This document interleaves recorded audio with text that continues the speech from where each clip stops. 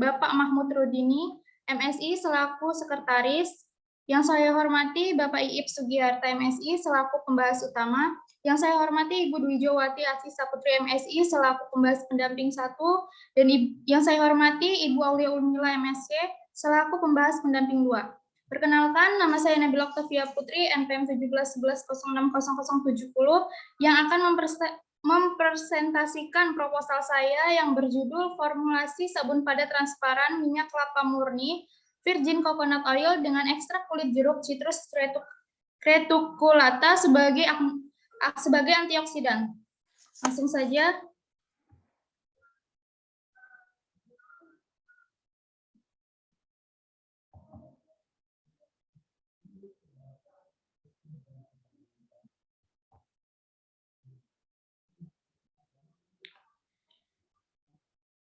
Bab 1 pendahuluan terdapat penegasan judul, 1 formulasi sabun pada transparan, 3 minyak kelapa murni, 4 ekstrak, 5 kulit jeruk, dan 6 antioksidan.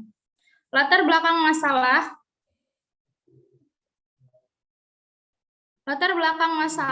di era pandemi virus corona atau Severe Acute Respiratory Coronavirus 2 penting untuk menjaga kesehatan untuk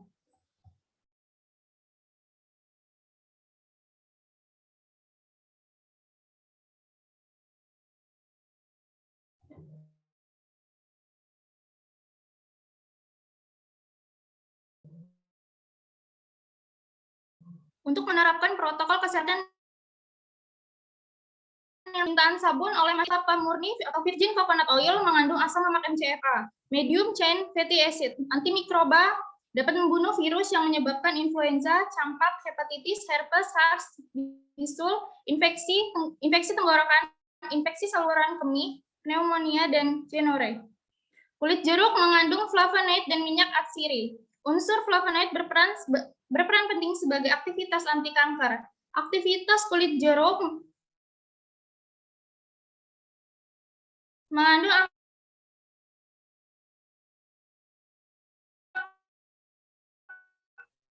kandungan antioksidan yang dapat aktivitas antibakteria, Staphylococcus aureus, Bacillus subtilis, Propionibacterium.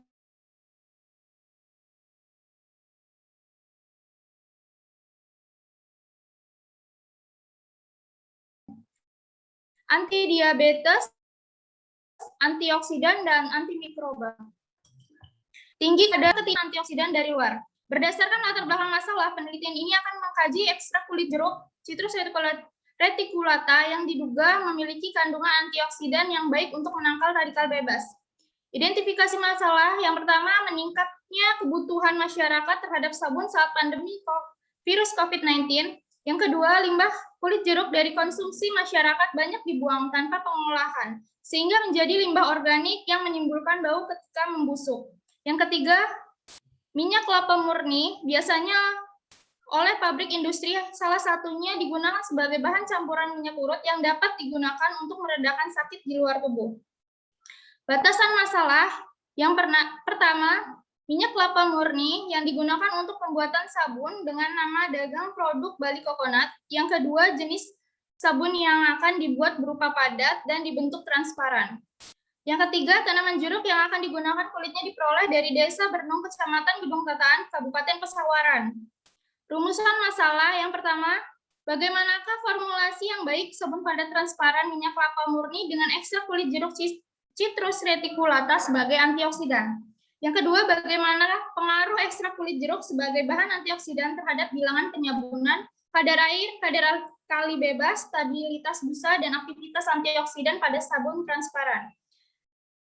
Tujuan penelitian, 1, untuk mengetahui formulasi sabun padat transparan minyak kelapa murni dengan ekstrak kulit jeruk citrus reticulata sebagai antioksidan. Yang kedua, untuk mengetahui pengaruh ekstrak kulit jeruk sebagai bahan antioksidan terhadap bilangan penyabunan, kadar alkali bebas, kadar air, stabilitas busa, dan aktivitas antioksidan pada sabun transparan yang dihasilkan. Manfaat penelitian bagi peneliti untuk menambah pengetahuan penulis dalam melakukan penelitian mengenai formulasi sabun pada transparan dengan ekstrak kulit jeruk Citrus reticulata sebagai antioksidan. Yang kedua, bagi bidang pendidikan, penulis berharap dapat menambah wawasan siswa sebagai sumber belajar perilaku hidup bersih, mencuci tangan, memakai sabun dengan benar. Bagi masyarakat, penelitian ini diharapkan dapat meningkatkan nilai ekonomi buah jeruk dan minyak kelapa. Kajian penelitian terdahulu yang relevan terdapat dari Lili Sukeksi, Leonardo Setiawan, Merani Sianturi. Pembuatan sabun transparan berbasis minyak kelapa dengan penambahan ekstrak buah mengkudu antioksidan atau Morinda citrifolia sebagai bahan antioksidan. Yang kedua, Arlusi Pasca Simbolon, Bella Setia Ningrum, Endang Sufat Mauli Sinaga, pembuatan virgin coconut oil dari kelapa hibrida dengan metode enzimatis dan aplikasinya sabun padat transparan. Yang ketiga, Almundi T. Panagan, Novita Apriani, Zainal Fanani, dengan judul Uji Kualitas Sabun Padat Transparan dari Minyak Kelapa dan Minyak Kelapa Sawit dengan Antioksidan Ekstrak Likopen Buah Tomat. Yang kedua, bab 2, landasan teori dan pengajuan hipotesis. Landasan teori yang pertama terdapat tanaman buah jeruk keprok, Citrus reticulata. Yang kedua, antioksidan. Yang ketiga, hubungan antioksidan di dalam dan di luar tubuh. 4, cara kerja antioksidan. Yang kelima, peran umum dan khusus antioksidan. Yang keenam, macam-macam antioksidan. Yang ketujuh, kelompok antioksidan. Dan 8, tentang sabun. 9, mekanisme reaksi sabun. 10, faktor yang mempengaruhi reaksi penyabunan. 11, jenis-jenis sabun.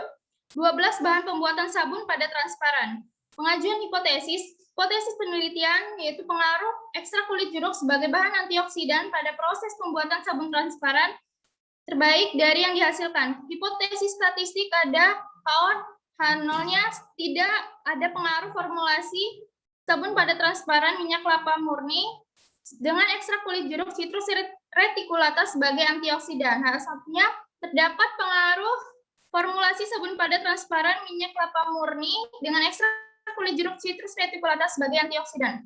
Bab 3, metode penelitian. Waktu penelitian akan dilaksanakan pada bulan April 2021. Tempat penelitian di Laboratorium Fakultas Matematika dan Ilmu Pengetahuan Alam Universitas Lampung. Pendekatan dan jenis penelitian. Pada penelitian ini menggunakan jenis penelitian kuantitatif dengan metode rancangan acak lengkap dengan 4 kali pengulangan, yaitu 0, 20, 30, 40 gram.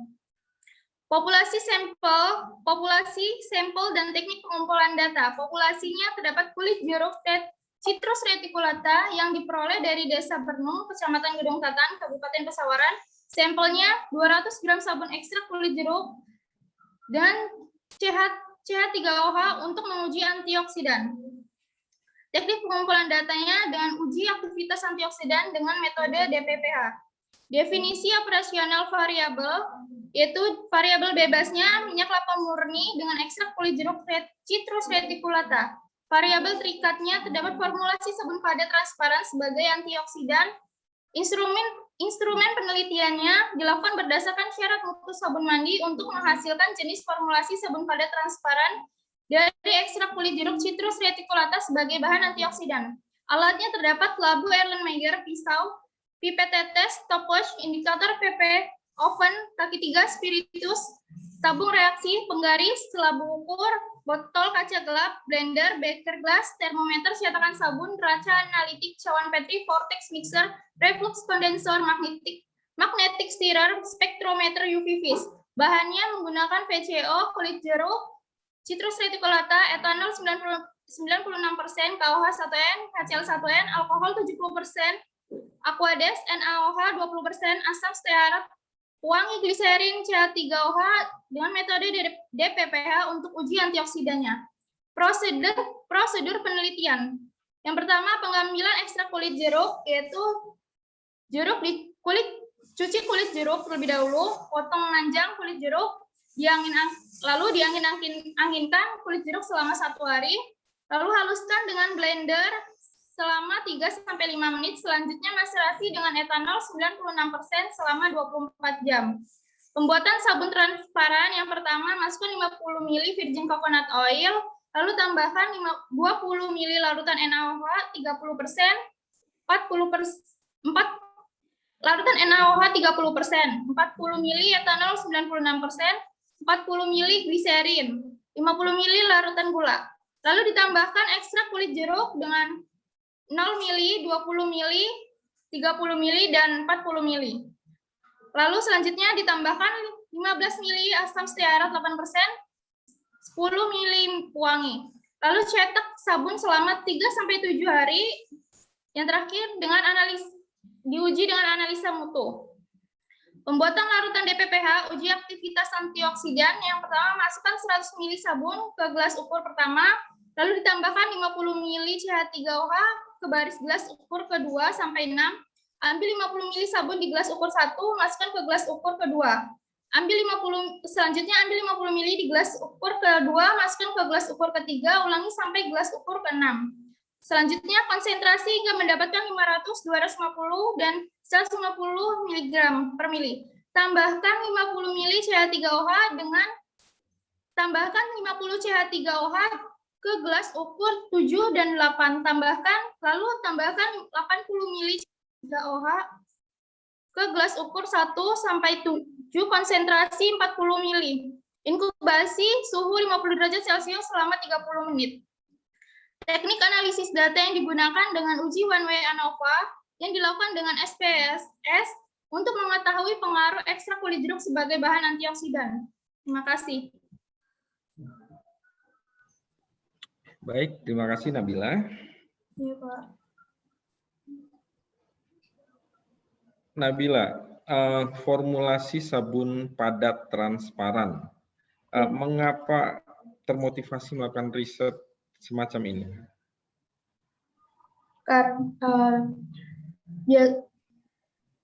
Apa motivasinya? Sabun yang biasanya penelitian sebelumnya itu kan tentang ini Pak, tentang ekstrak buah mengkudu. Lalu saya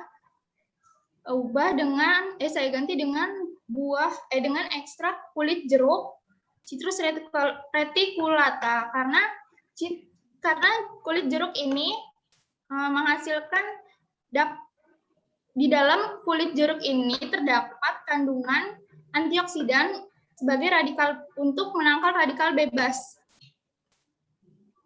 Dan dikombinasikan dengan bahan minyak VCO ini ya? Iya, Pak. Sudah uji pendahuluan belum? Uji coba? Belum. Belum sama sekali? Atau pernah melihat praktek-praktek membuat semacam ini? Belum, Pak. Belum. Oke, jadi baru benar-benar diwujudkan dalam proposal dulu ya? Ya, Pak.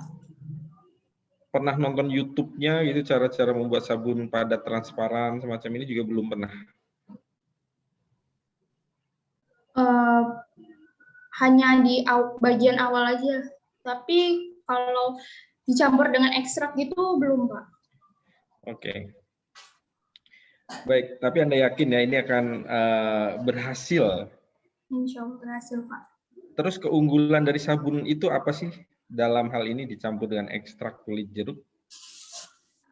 Kandungan sabun ini kan ada campuran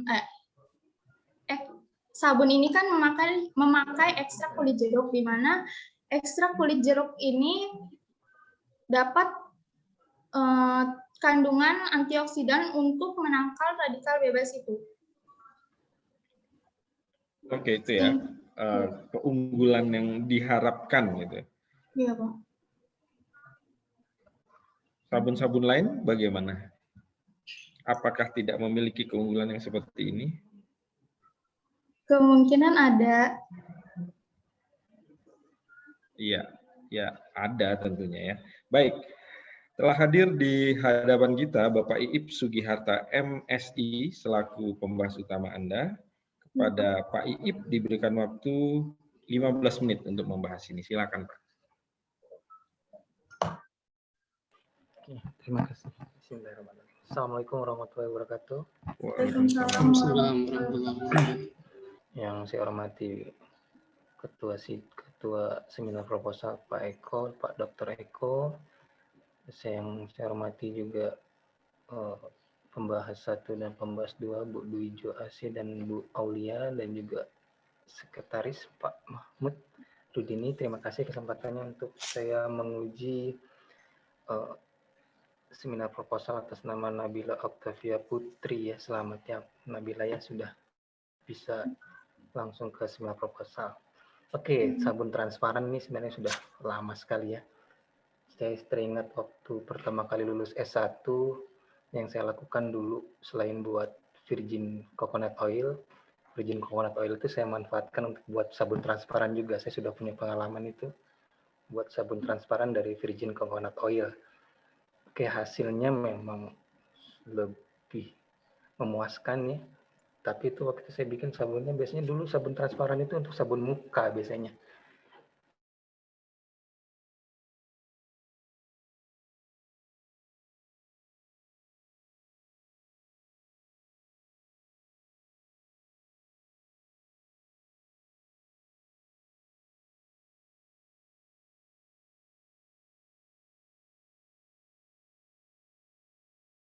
Lebih bagus dibandingkan dengan minyak kelapa atau minyak kelapa yang lain ya. Kayak itu. Ini bagus sekali penelitiannya sebenarnya, cuma yang saya sayangkan ya mungkin kelebihan kamu di sini karena ada ekstrak kulit jeruknya ya. Nah, itu Ya, yang membedakan kamu itu ya. Sudah ada belum yang penelitian pakai tambahan ekstrak kulit jeruknya itu? Belum ada, Pak. Belum ada. Kenapa kamu tambahkan antioksidannya dari ekstrak kulit jeruk?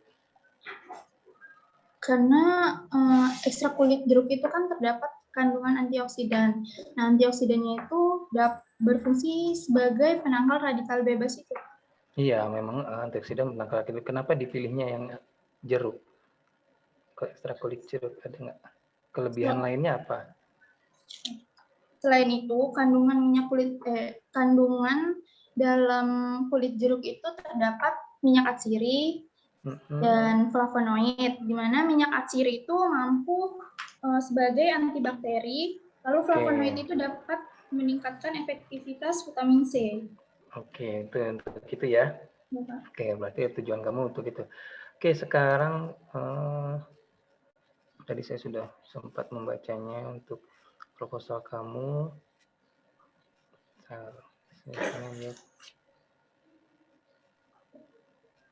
Nanti di rumusan masalah kamu itu ada 2 ya?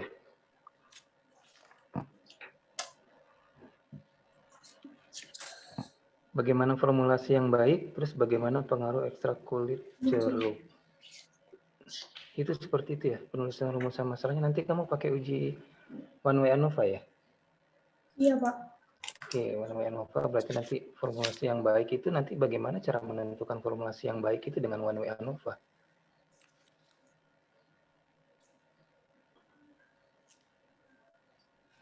Kamu dapat menentukan itu formulasi yang baik itu pakai one way ANOVA? Iya, Pak. Nah, nanti dengan sebentar ya, Pak. Oke, nanti lewat aja dulu ya. Nanti coba kamu cari tahu untuk formulasi yang baik sabun transparan itu bagaimana kamu cara mencarinya. Dengan dengan apa? Dengan mengikuti syarat mutu sabun. Oh, syarat mutu sabun. Jadi formulasi yang baik itu sesuai dengan syarat mutu sabun. Oke, kalau pengaruhnya pakai one way ANOVA. Iya.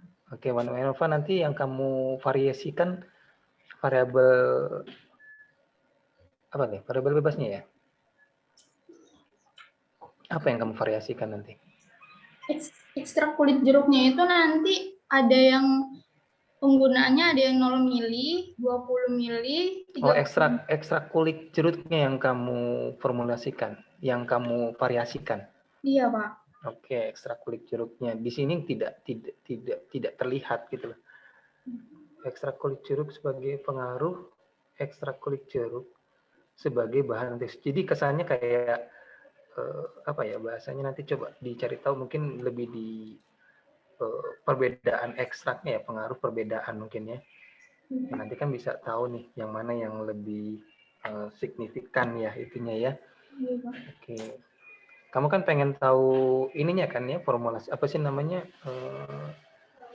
variasi dari ekstrak-ekstraknya mana yang lebih punya Baik. pengaruh kan? Ya.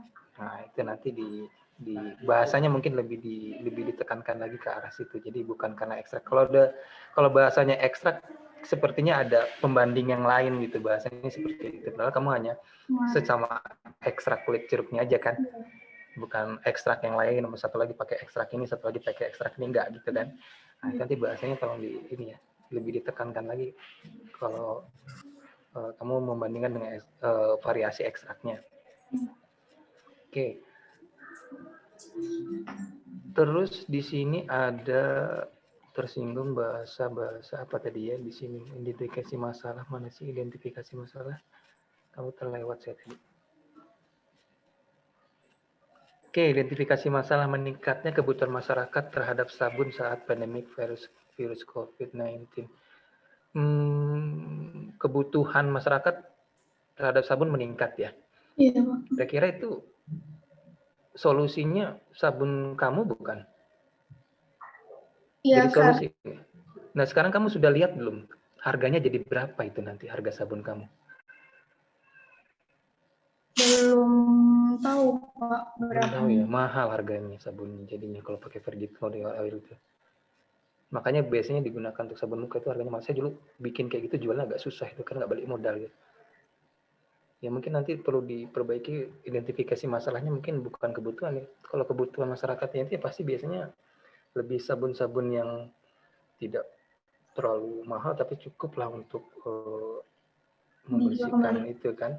Nah itu kalau udah pakai virgin coconut oil itu biasanya ya kemarin saya kesulitannya yaitu menjualnya mau harga berapa gitu. Makanya jadi mahal harganya. Biasanya lebih mahal karena bahannya mahal, virgin coconut itu lumayan cukup mahal juga harganya kan, dan jarang nggak produksinya nggak begitu banyak. Tahu nggak produksi per tahunnya berapa virgin coconut oil? Belum dapat datanya, Pak. Belum dapat datanya ya, cari tahu nanti datanya ya. Iya, Pak. Berapa produksi di Indonesia virgin coconut oil itu. Oke, tapi kamu nanti tidak ke arah situ lah. Intinya kamu pengen tahu, itu cuma identifikasi masalahnya nanti lebih diarah ke penelitian kamu ya, jangan ke arah seperti itu. Jadi kesannya kamu pengen menjual gitu lah. Dari identifikasi masalah, padahal tujuan kamu bukan itu kan. Iya, Pak. Oke. Ini langsung aja ke bab 3. Ya. Oh, ini ada lagi ini pembuatan sabun transparan. Oh, halaman berapa ini? Halaman 35. Ya. Minyak kelapa kopior dalam kurung virgin coconut oil. Itu kayaknya perlu diperbaiki loh. Yang mananya, Pak? Minyak kelapa kopior itu bukan virgin coconut oil. Sebentar.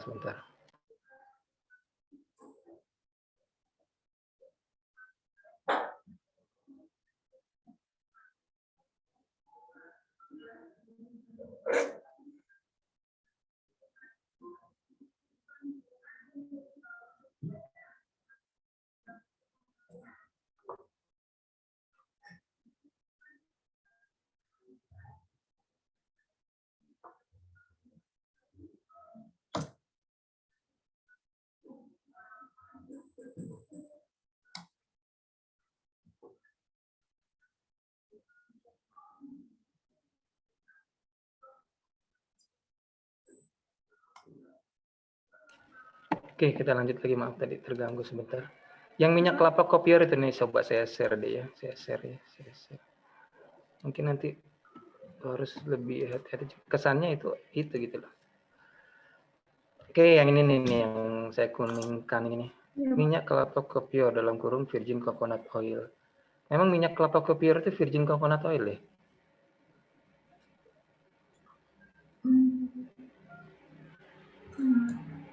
Minyak kelapa kopior itu yang biasa digunakan buat itu. Enggak, yang saya tanya minyak kelapa kopior itu virgin coconut oil ya? Bukan. Berarti ini kira-kira benar nggak cara penulisan seperti ini?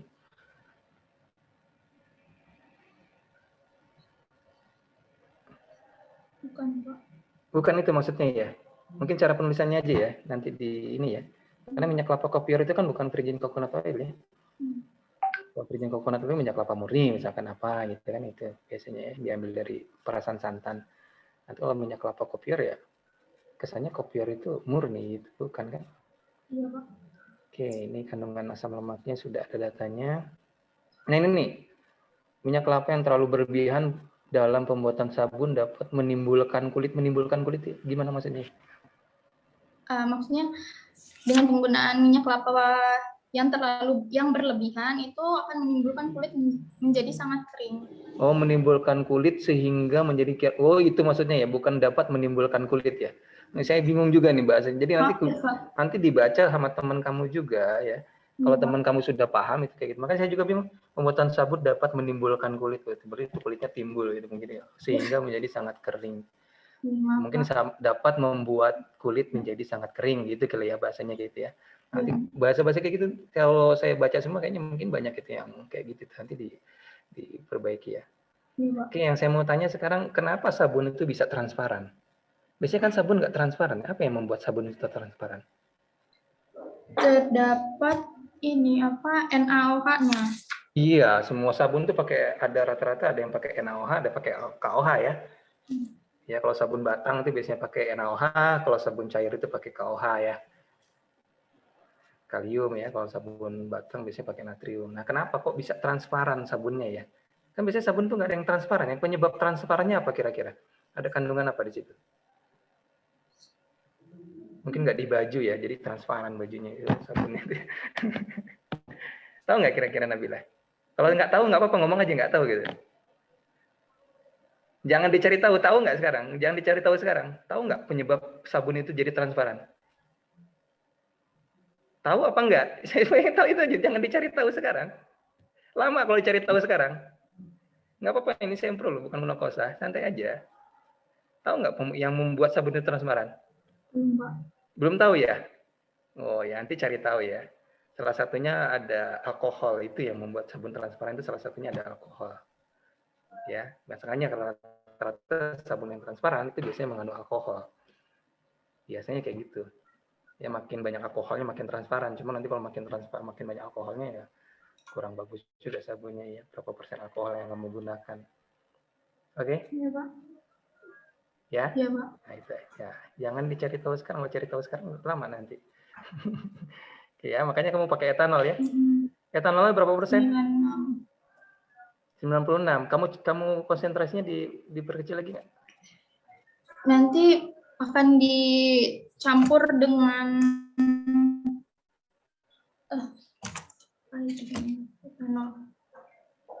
etanol 96%, 40 mili buat formulasi sabun transparannya, Pak.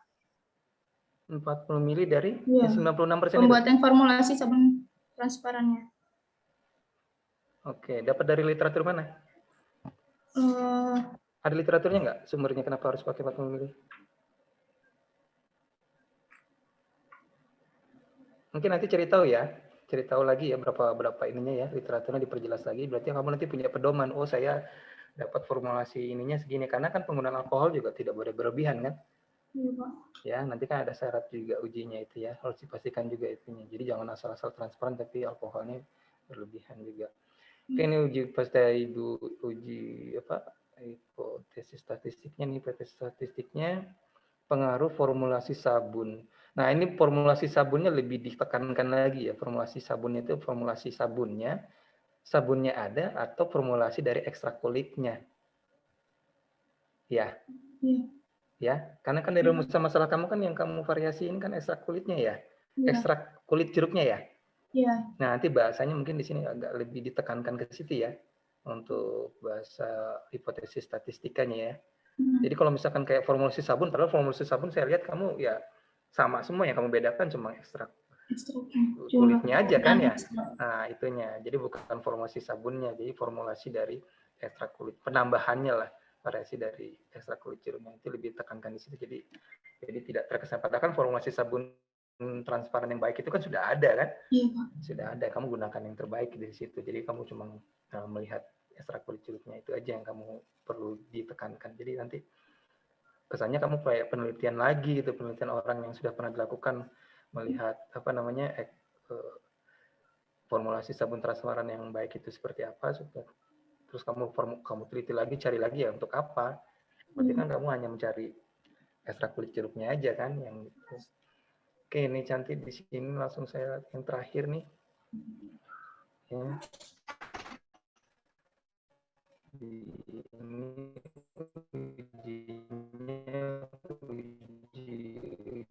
uji semua ya, stabilitas busa itu ya. Penelitian variabel bebasnya minyak kelapa murni dengan ekstrak kulit jeruk. Minyak kelapa murninya juga variabel kamu ya? Dibeda-bedain ya? Divariasiin nggak minyak kelapa murninya? Minyak kelapa murni tetap satu, Pak. Hanya ekstraknya saja. Oh, berarti di sini variabel bebasnya ekstrak kulit jeruk aja ya berarti ya? Bukan Iya. minyak kelapa murni kan? Bukan. Bukan. Kenapa kamu tulis seperti ini? Mungkin minyak kelapa murni dengan ekstrak kulit jeruknya ya?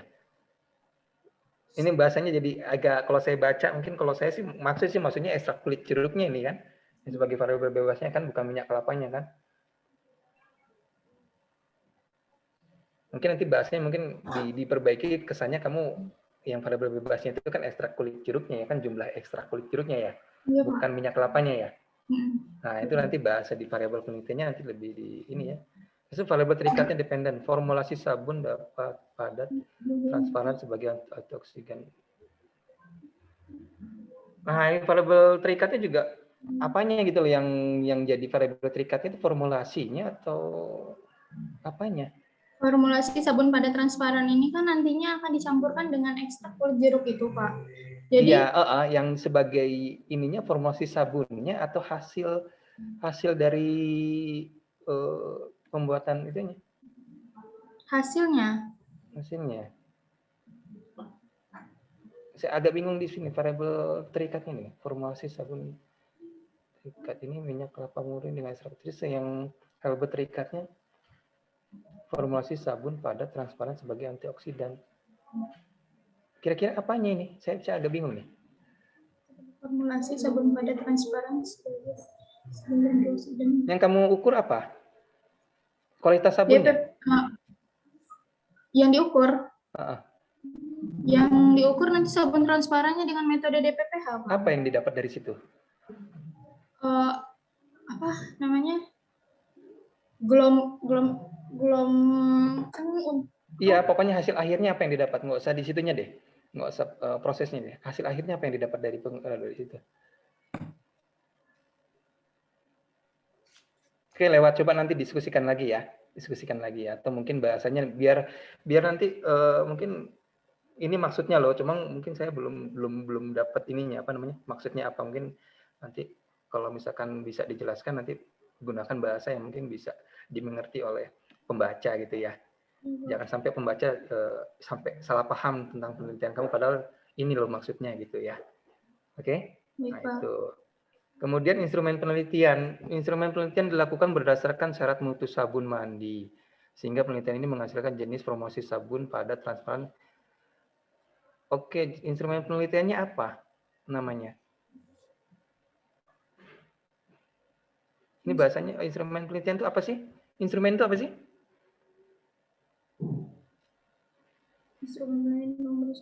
Pengertian instrumen apa? Patokan buat. Enggak, pengertian instrumen apa instrumen?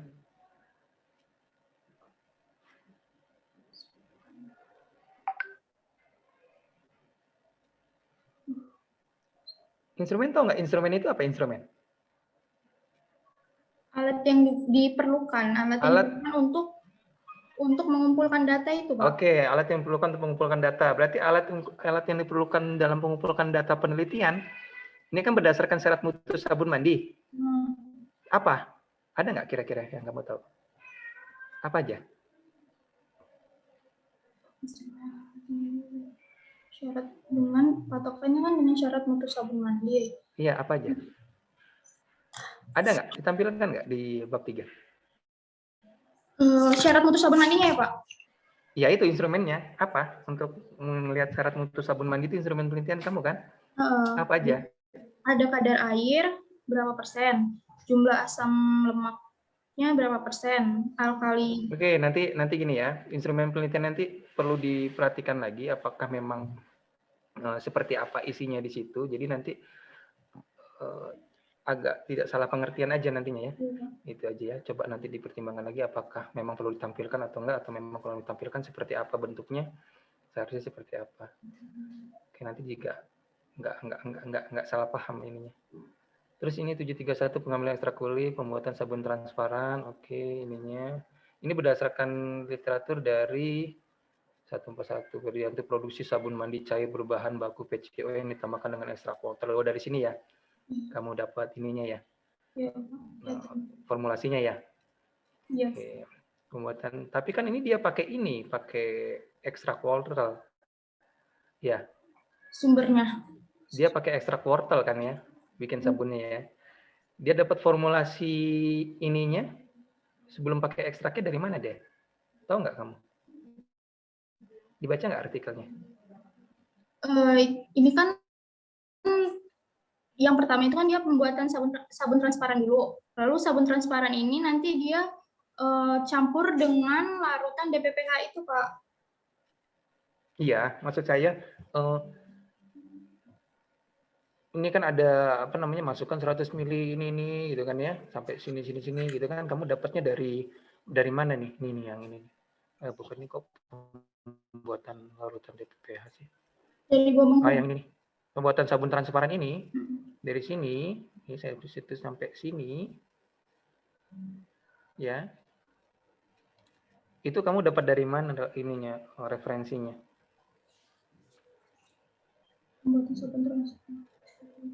Menyiapkan alat bahan, tambahkan 20 ml, dihomogenikan 10 menit. Terus ini dapat dari mana kamu? Cara seperti ini. Sumbernya. Dari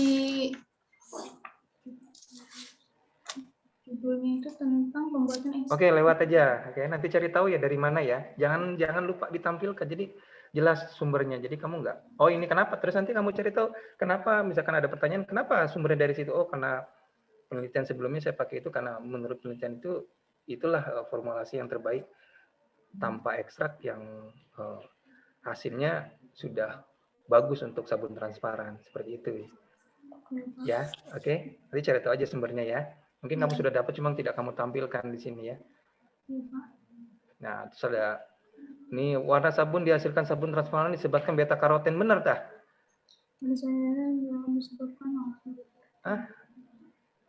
Benar ini, sabun transparan disebabkan karena beta karoten. Beta karoten itu kan dari ekstrak wortel kan? Orang nggak pakai ekstrak wortel aja Pak, udah transparan kok. Coba kamu baca lagi artikelnya ya. Ya, beta karoten itu untuk apa ya?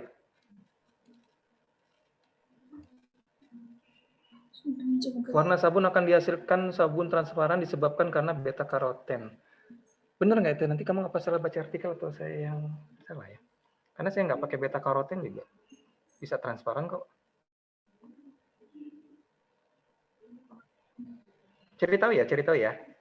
Oke, itu ini kita diskusi aja, nggak usah ini, kita kan supaya nanti kamu bisa tahu, nambah lah pengetahuannya tentang itu ya. Itu teknik analisa data menggunakan uji ANOVA, lakukan dengan SPSS untuk mengetahui pengaruh.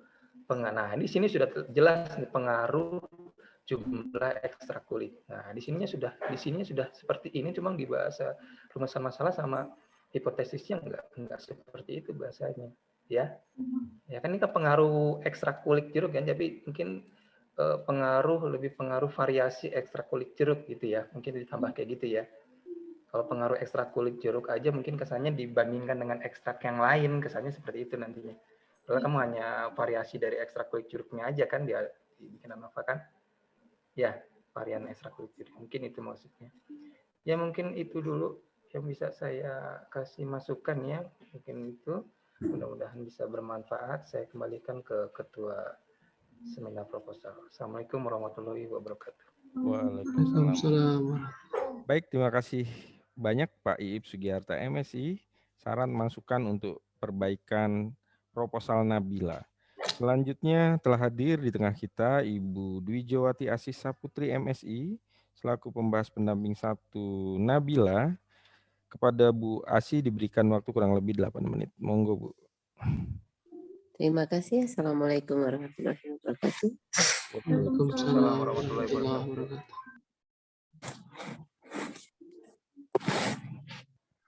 Nabila, Ya, Bu.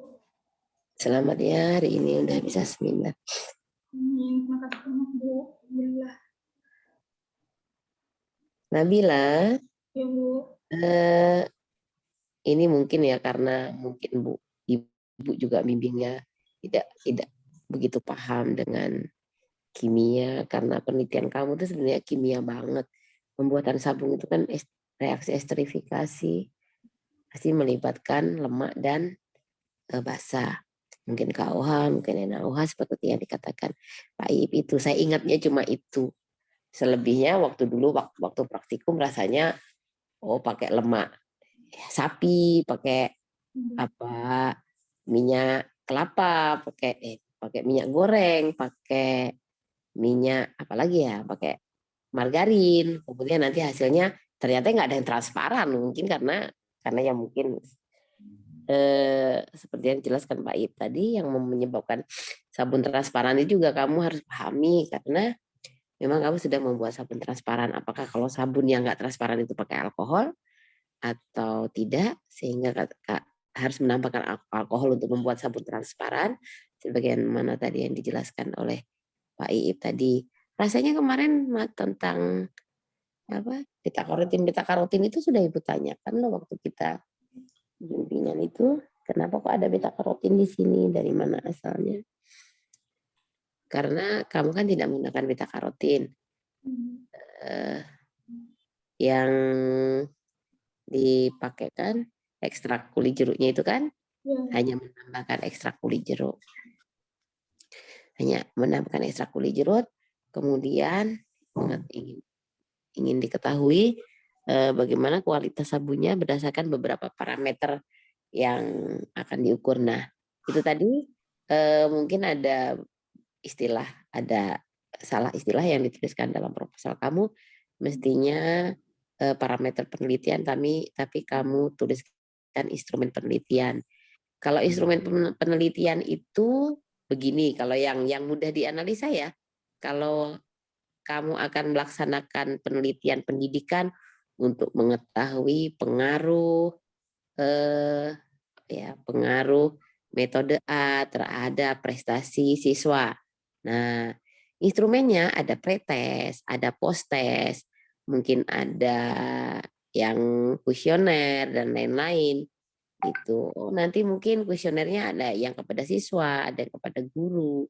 Semuanya nanti digunakan, digabungkan, dianalisa lagi untuk menentukan apakah metode penelitian yang kamu aplikasikan itu efektif atau tidak. Jadi untuk mengetahui efektif atau tidak itu, kamu dengan mengolah hasil dari instrumen penelitian yang kamu berikan. Jadi instrumen itulah alat ya. Jadi alat untuk mendapatkan kesimpulan. Jadi kalau yang akan kamu ukur itu namanya parameter penelitian. Jadi yang kamu ukur itu ya parameter penelitian itu. Kemudian parameter intinya yaitu tadi antioksidannya itu. Nah, kemudian yang ditanya Pak Iip tadi, dengan menguji antioksidan itu apa sebenarnya yang ingin kamu ketahui? Apanya? Kamu menguji itu tuh kamu ingin tahu apanya sih? Pengaruh kan antioksidan itu dalamnya dapat menangkal radikal bebas itu, Bu. Ya, kamu uji dengan uji metode DPPH itu. Dengan metode DPPH, dengan menggunakan itu tuh apa yang bisa kamu ketahui?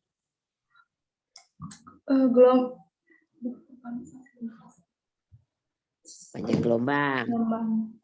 Panjang gelombang. Masa panjang gelombang? Panjang gelombang tinggal dipasang di elektronya itu. Apa yang bisa diketahui dari uji DPPH itu? Nanti dicari tahu lagi ya. Sebagaimana Pak Iip jelaskan tadi, kamu harus paham. Uji DPPH itu kamu lakukan untuk apa? Nah, sama dengan, uji molis itu untuk apa? Waktu kamu praktikum biokimia mungkin, uji molis itu untuk mengetahui secara kualitatif keberadaan apa misalnya protein di dalam suatu zat kimia yang akan kita uji misalnya. Karena dia kualitatif ya tidak ada berapa jumlahnya, hanya kalau ada perubahan warna berarti ada gitu. Misalnya gitu. Jadi jelas loh dengan uji DPPH itu apa yang sebenarnya ingin kamu ketahui.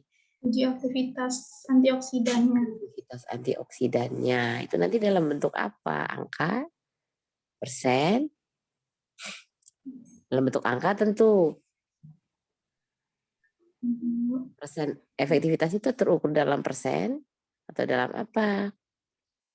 Nah, dipahami ya. Jadi semua parameter yang akan kamu ukur, kamu harus tahu untuk apa parameter itu diuji. Untuk apa parameter itu diketahui, semuanya harus dipahami. Sehingga kenapa saya melakukan uji itu pada penelitian yang saya lakukan. Apa pentingnya, apa tidak pentingnya. Makanya kemarin dari 8 parameter yang kamu ajukan di awal, Ibu suruh kurangi karena kamu suruh melihat mana yang penting di antara semua parameter yang begitu banyak itu. Banyak banget parameternya ada 8. Itu mana yang penting untuk berdasarkan literatur tentu ya.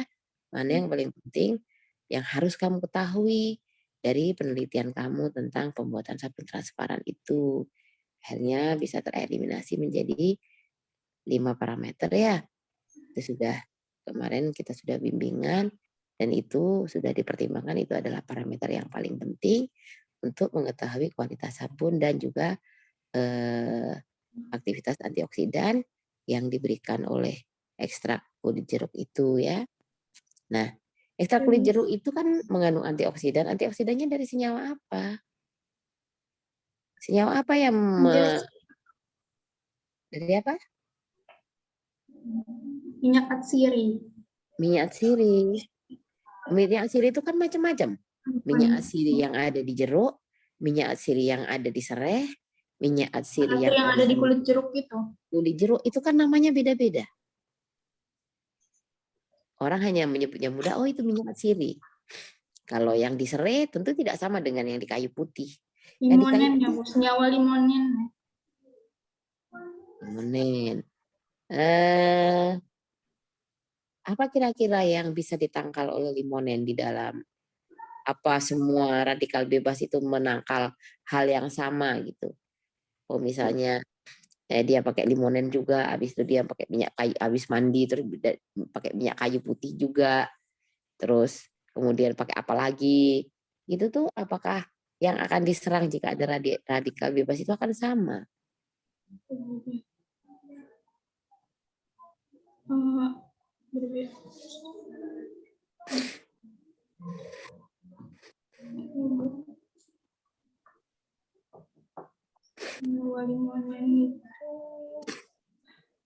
Senyawa limonen sendiri itu kan untuk menghambat sel kanker, Bu.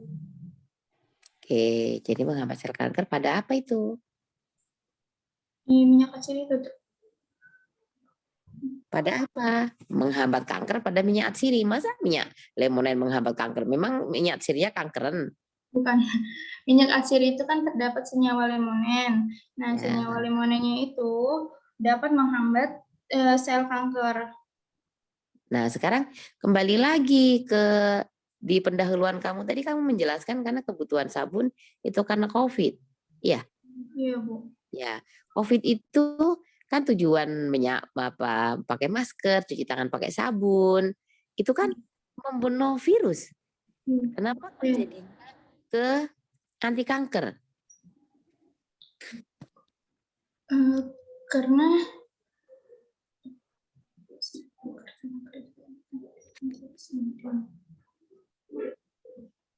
Nah, sekarang kamu harus bisa mengaitkan apa sih hubungannya antioksidan dengan si coronavirus itu ya?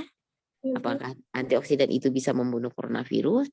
Oke, mungkin yang selama ini diteliti oleh orang yaitu memang anti kanker ya, anti kanker. Oke, karena dia untuk sabun mungkin kalau ada radikal bebas pada sel-sel kulit itu akan mencegah terjadinya kanker pada kulit lah setidaknya yang bersentuhan langsung dengan sabun ya. Mungkin kulit muka, kalau kata Pak Ip, kalau untuk badan itu terlalu mahal, setidaknya pada kulit muka, oh mungkin dia mengurangi flek-flek hitam karena penuaan nih, anti-aging misalnya. Nah, tapi kan tujuan penelitian kamu di awal kan bukan untuk si anti kanker itu.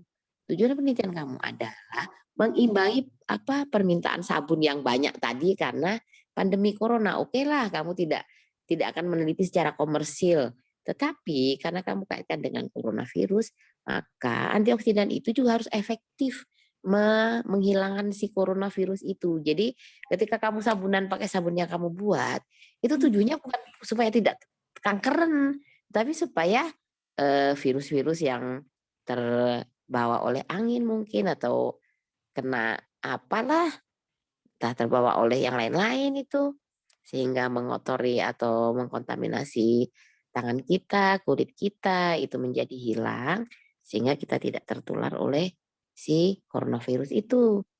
Ya, Iya, Bu. itu mungkin nanti akan sangat penting untuk pembahasan kamu. Sehingga kamu harus tahu bagaimana cara kerja si antioksidan itu dalam menyerang virus tentu. Ya, nanti memang kamu sabun itu untuk membantu mengatasi untuk membantu sosialisasi atau apa sih lah yang cuci tangan pakai masker itu loh, yang himbauan pemerintah untuk mengurangi penyebaran COVID-19 itu ya. Jadi nanti pembahasannya jangan kamu kaitkan dengan kanker. Bukan tidak, walaupun di penelitian terdahulu antioksidan yang terdapat di dalam jeruk itu adalah anti kanker. Tapi kamu harus mampu menghubungkan itu. Mungkin itu kamu bahas sedikit. Kamu harus mampu menghubungkan itu dengan kejadian coronavirus yang sudah kamu angkat pada bagian pendahuluan ya. Ya, itu saja. Terima kasih Pak Eko, Pak Iip, terima kasih atas masukannya Pak Iip, mohon dibantu. Siap Bu. Siap. Kurang ya. Saya juga kaget kemarin waktu si Fitri si Ade itu datang ke rumah. Nah, kok pembimbingnya saya? Atau kalaupun saya nggak apa-apa lah, tapi setidaknya pasangan saya bukan Bu Aulia, pasangan saya mestinya Pak Iip, Pak Indarto. Pak Indarto ya. Ada sharing keilmuan yang mungkin kalau saya mungkin mau belajar ya mungkin ya bisa juga, tapi kan rasanya terlalu berat untuk orang biologi harus kembali lagi membalik pengetahuan untuk belajar yang kimia gitu loh. Iya, orang kimia mungkin juga pusing Bu. Dan orang biologi orang kimia juga pusing Bu. Nah, bisa mencari tahu, tapi kan rasanya itu terlalu memakan waktu. Kalau yang sudah orang kimia kan kalaupun mencari tahu kan itu sudah bidangnya, jadi mungkin tidak terlalu banyak belajar. Betul. Artikel-artikel yang ada yang tersaji di internet. Lah saya mungkin ada beberapa istilah yang mungkin saya sudah lupa karena saya kuliah biokimia terakhir itu tahun 1991. Saya masih lucu-lucunya itu Bu. Ya, makanya pokoknya ingat dulu praktikum biokimia itu ada praktikum esterifikasi itu aja macam ada lemak sapi, ada minyak, ada apa bahannya itu, ada apa ya, margarin itu nanti ditambahin NaOH itu kan nanti kan gumpal ya jadi sabun kan. Tapi terus kan nggak ada yang transparan, saya yang transparan gitu loh. Saya ingatnya cuma reaksi esterifikasi itu saja. Iya. Terima kasih Pak Iip. Iya Bu, sama-sama Bu. Kembalikan kepada Ketua Sidang. Assalamualaikum warahmatullahi wabarakatuh. Waalaikumsalam warahmatullahi wabarakatuh. Terima kasih Ibu Dwi Jawati Asisa Putri MSI. Saran masukannya untuk Nabila ya. Mohon dicatat dan nanti bisa dicek ulang di tayangan tunda YouTube kita. Selanjutnya yang terakhir kepada Ibu Auliaul Milah MSc selaku pembahas pendamping kedua Nabila, disilakan. Ya, baik, terima kasih kepada Bapak Ketua seminar hari ini dan kepada tim seminar proposal yang saya hormati. Assalamualaikum warahmatullahi wabarakatuh.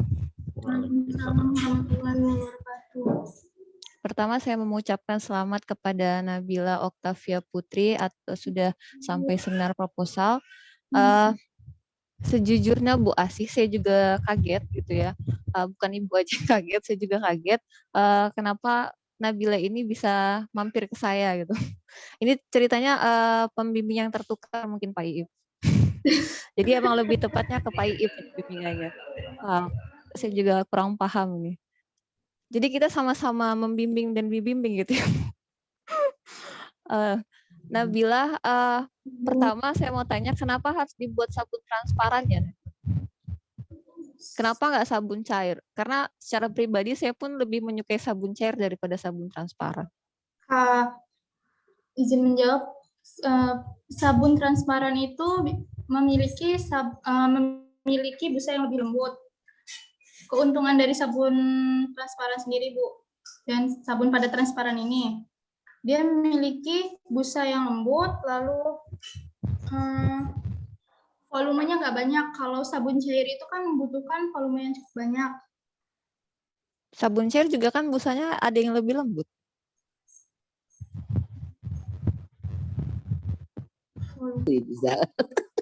Iya kan Bu ya?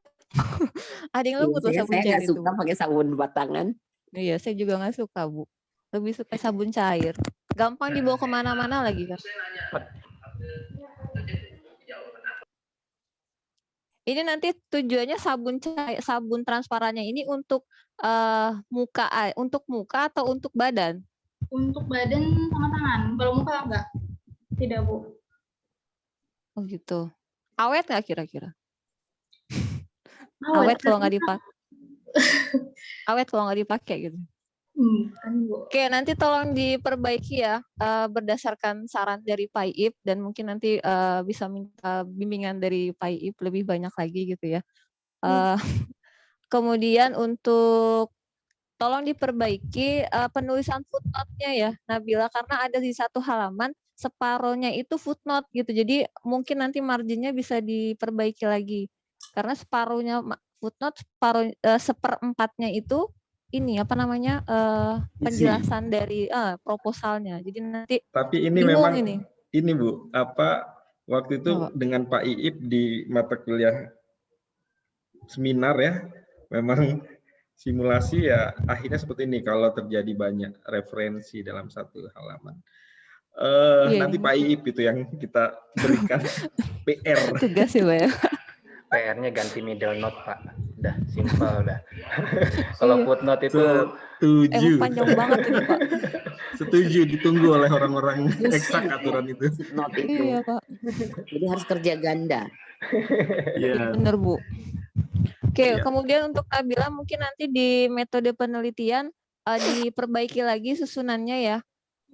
Karena ini ada yang sudah dijelaskan di atas, diulang lagi di bawah gitu. Jadi nanti tolong dilihat lagi panduannya, urutan sistematikanya seperti apa. Nah itu nanti dilihat lagi, diperbaiki yang di sininya. Kemudian untuk instrumen juga isinya di sini seharusnya apa, nanti itu tolong dilihat lagi. Kemudian untuk proses langkah kerja dari uji antioksidannya itu nanti diperbaiki karena di 7.3.3 pembuatan larutan DPPH untuk uji aktivitas antioksidan. Tapi di sini tidak dijelaskan dengan detail gitu. Hanya dijelaskan pembuatan konsentrasi larutan untuk diujinya gitu. Jadi nanti tolong dilihat lagi, kemudian sumber referensi yang digunakan itu apa, nanti dicantumkan gitu ya. Dan konsentrasinya segala macamnya itu nanti diperjelas lagi gitu.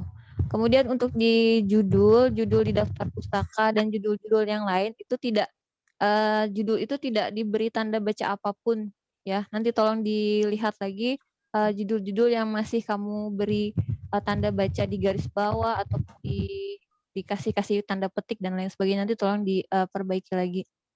Itu mungkin dari saya Pak, nanti selebihnya mungkin bisa minta bimbingan dan saran dari Pak Iip. Baik, saya kembalikan ke Ketua. Terima kasih Pak. Baik, terima kasih Bu Aulia Umilah MSc, saran masukan untuk Nabila. Secara umum, riset ini sudah layak untuk dijalankan, Nabila. Tinggal diskusi sekali lagi dengan pembahas utama, pembimbing sebelum turun untuk riset. Mari kita akhiri bersama seminar ini dengan melafaz hamdalah. Alhamdulillahirabbil Terima kasih Bapak Ibu sekalian dan selamat Nabila. Saya tutup. Billahi taufiq wal hidayah. Wassalamualaikum warahmatullahi wabarakatuh. Waalaikumsalam. Waalaikumsalam warahmatullahi Terima kasih Bapak Ibu. Pak. Izin. Terima kasih, Pak. Si- Izin pamit ya. Ya, makasih Pak. Makasih Bu.